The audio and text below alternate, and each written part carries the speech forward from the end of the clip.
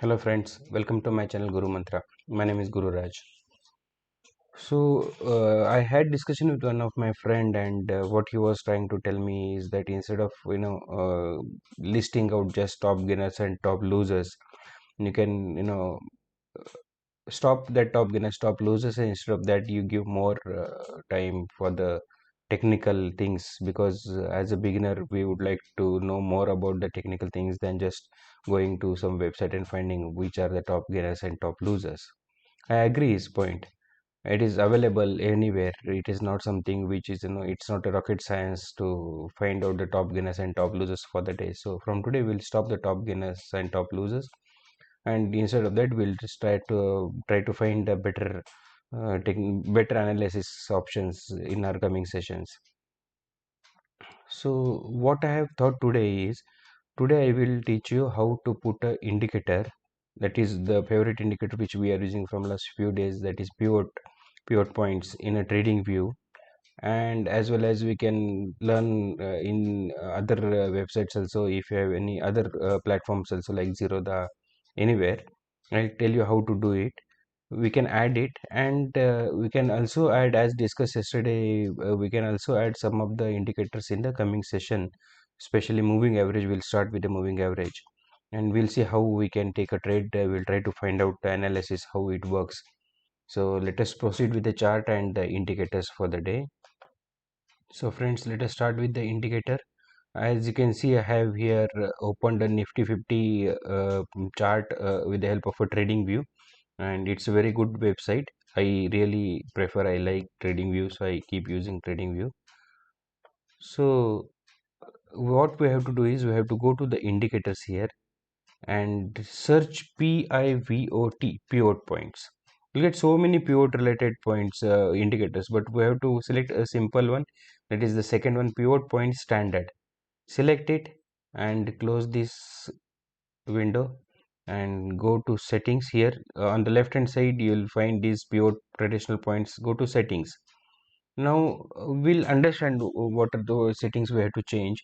First of all, we have to go from traditional to Fibonacci. This is what I feel. Time frame should be auto. Number of pivots back, that you can keep it as 3, which is sufficient, I think. And then colors, if you are using a black color theme, then you can make it a pivot point as a white. Okay, and then other S1 and S2 you can keep a same color like blue, or whichever you prefer. Then S2 and SR2 we can make it red, and rest of all we keep it as it is. No issues. So say okay. Now you can see here the pivot points are visible here. Now as soon as I change the time frame, these pivot points change, and which is very important. Now you can see this pivot point has started from the 1st of December, and it ends on where? January. Am I right? So it is valid for the entire month. For the entire December month, this pivot point is valid when I'm using the daily time frame. So this is going to be very important. Now with the help of this, we can say the pivot point is at 18,511.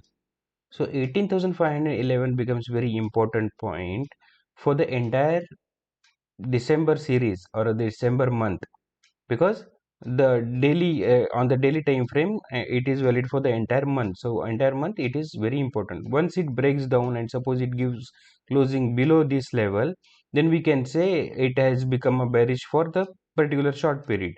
And until unless it gives closing above this pivot point, it can be considered as a bearish for the target of the S1.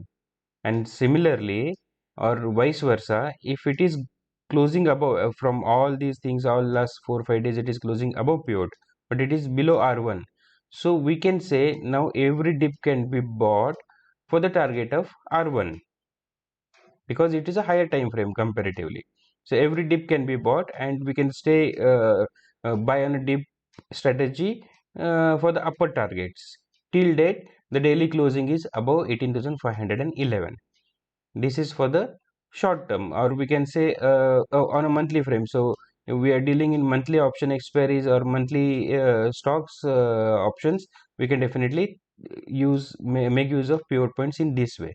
Now if I suppose change this to 30 minutes, I'll change the time frame to 30 minutes, and you surprisingly you will understand that for the 30-minute time frame it starts from Monday and it ends on Friday. So it works till Monday to Friday, that is for the entire week.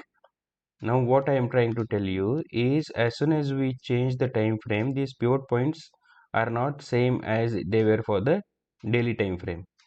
So what we can think is, see these pivot points. Once it is gone above,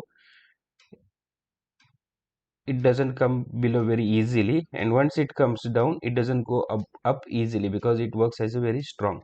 So 18,650 remains as a pivot for the entire week, that is even for tomorrow. This will be the very important point. So what will be our plan? Okay, let us see what will be our plan. Suppose tomorrow market opens and it stays above 18,650.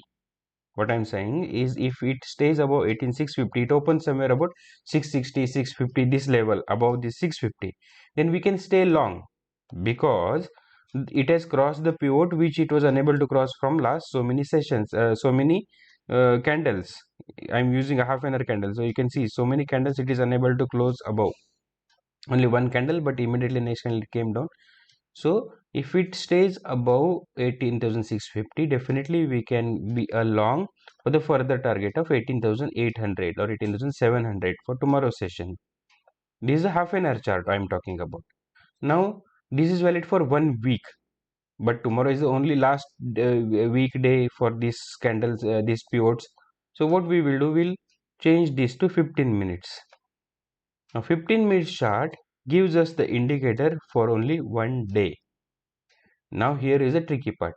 When I say it is only one day, so this pivot line will be visible only once the market starts tomorrow at 9:15. Getting my point? Till that point, you will not get any indicators where the POT is available, where the R1 is available, where the S1 is available. These things you will not be able to understand before the market starts, and that is the only reason I do some calculations and I find out these POTs in advance and I share it with you. I'll show you how I share it with you. I have it is very easy. It is available everywhere. So what I have to do is, I go to daily. Okay, here we will change it to ninth. Okay, what is this? High, low and close. So where to find what is the high, low and close for the day? So let me take to daily candlestick pattern. Okay, what is the high for the day? 18,625. And what is the low for the day? 18,536.95. So 18,625, 18,536. Am I right? 536. Yes, right. And then what is the close? 18,609. So 18,609. And we got our pivot levels. These are the pivot levels for tomorrow. Okay. So 18,590 remains our pivot. 644 is S1. So what I do is, with the help of this, I draw lines, horizontal line. Okay. So 590. Let us go to 590 and we just put one line here. This is our pivot for tomorrow. 644 and 679. 644. Let's change this color to blue, and again 679.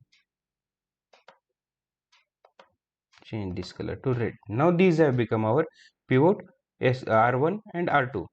Similarly, we can find the S1 and S2, that is 555 and 500. Very good. Very round figure levels. 555. Let it be blue, and 501. That is very good. 501. So this became our S2. Okay, now change the time frame to 15 minutes. Okay, Now make it bigger and see what you think. Very easy. Now for tomorrow, these lines, entire lines, they will, let me hide this, these lines will work as a support and resistance. For our first 590 will be the 590 will be our for pivot point. So am I right? 590, yes, 590 is our pivot point. So until and unless tomorrow the market is above 590 level, getting my point, 18,590 level, 15 minutes candlestick is closing above this, we can stay long, and we can have a target of 644, then we can think of a target of 679, then above S3, S4, S5 will, sorry, R1, R2, R3, R4, R5 will be above. So this will be the strategy. By chance it opens near 644, then we'll have to wait whether it consolidates there and breaks and goes up, or it immediately comes down. So we have to take trade either at pivot or at R1 or at R2. If I take at pivot, I know if the next candle closes below pivot, it is my exit point. If I take the trade here, if I short it, for example, at this level, 644, 650 level, and next candle, suppose it closes above this, then that is a signal that, oh, okay, it is going up and it is my stop loss, I should exit. So our stop loss become very small with the help of these pivot points. That is the reason I use these pivot points. Understand? So this is what will be our plan. I'll just put some price tags and you can just check price tags. Where are price tags? Yeah, price label, sorry. So this is our first pivot.